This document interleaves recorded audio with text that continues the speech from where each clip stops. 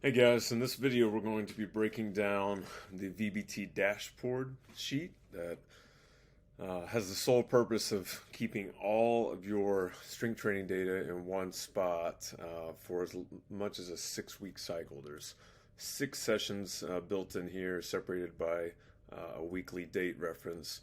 And it's a lot for basically one athlete and one exercise, but this tool serves as both an educational purpose and understanding more uh, about dose and dose effect using the INOL metric, but also educating us on the different types of strength that we can pursue.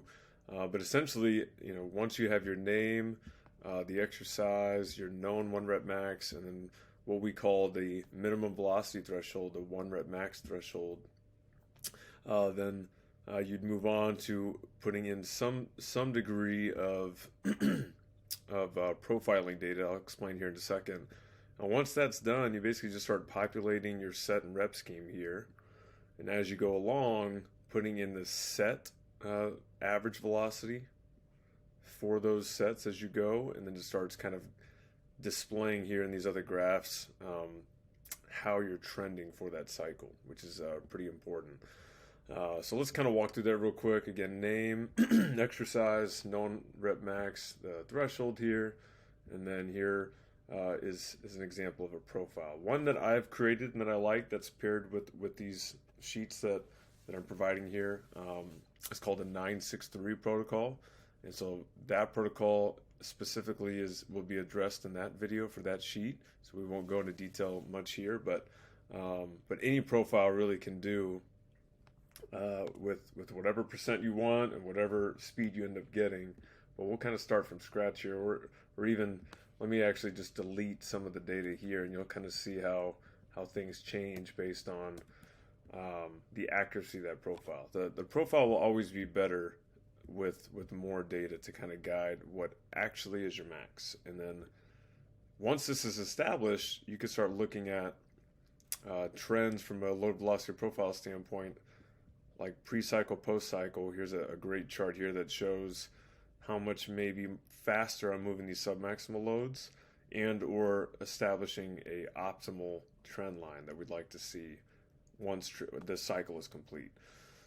So as you look at this, I hope you're not too overwhelmed. It definitely requires a little bit more experience and time, and especially Google Sheets expertise to kind of navigate through what's happening here. But everything in the gray is what you can edit and fill in yourself, and try and avoid messing with anything in the white or the charts themselves.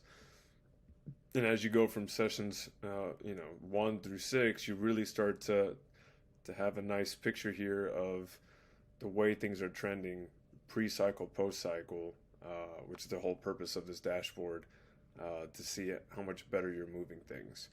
And so these charts are actually connected to this data set here, which hope you're not too overwhelmed with the colors here, but I always recommend having some load velocity markers that are based on zones. So whether it's like 135 for you on squat, 205, 250, and then you're going to take the same profile that we established up here. It looks like that, similar to the markers that I had. And when you populate him there in this cell, it will reference it from pre-cycle in the blue to post-cycle afterwards, and see how much faster you're moving those same loads. So that's really the power of load velocity profiling, is that you're able to not only look as my 1 rep max better, but am I moving these submaximal weights faster as well. So you could refer that to a velocity rep max, or a velocity max rather. Am I moving the same load faster? Underneath here within the dashboard, I always like to include the relative intensity table. All of these things here are based on the profile that we input here at the top. So if that changes, then so will this. And if you're just curious as to, okay, on a set of 5 with 70%, what can I expect to have happen here, which would be 250. First rep would probably be about a 0.83 meters per second average velocity. And by the time you get to rep 11, it's going to be dipping towards 0.41, which is almost failure. So you could expect to get 11 reps with 70%. But if you type in the 5 reps, then it'll show the average speed expected here, which would be a 0.76 for that whole set, which isn't too bad, right? You're staying in the green. That kind of identifies it as a light set.